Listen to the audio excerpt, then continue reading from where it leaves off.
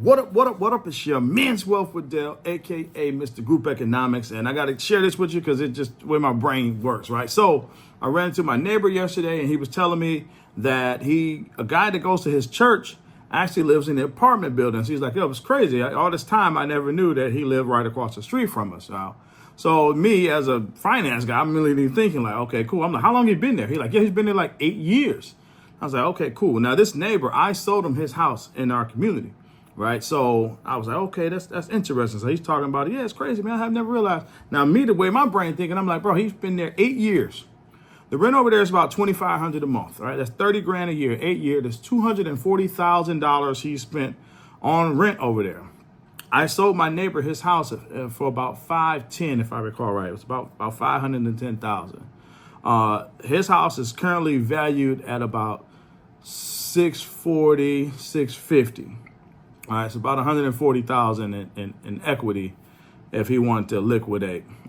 He could push it maybe $660 even, because he does have some extra upgrades on his property. So immediately thinking, my man's been right here in our community, spent $250,000 over the last 8 years, but he can leave next week or next month, and that's it. There's nothing there. It's not getting anything. Right. Don't let these folks trick you out of owning, right? Oh, they tell you renting's good, but when you own, you got to worry about the stuff breaking. You got to worry about the taxes. You got to wait. You're paying for all this. You just aren't receiving any benefits, right? When an investor goes and rent a property, it is to make a profit. They factored in the mortgage. They factored in repairs. They factored in taxes. If there's an HOA fee, a property management fee, they factored in all these things and profit to put in their pocket. You're paying it regardless. He spent $240,000 over the last 8 years, and he has nothing for it. Nothing for it. If he loses his job next week and don't have any savings, within 30 days, he'll be homeless on the street. You know what would happen if you lost your job and you had a house?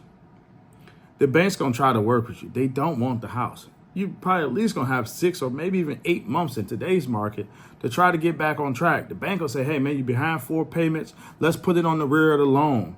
They don't want the house. It's just a much secure, right? It's much more secure situation. So don't let these people trick you into not owning anything. It is the worst thing you could ever do, right?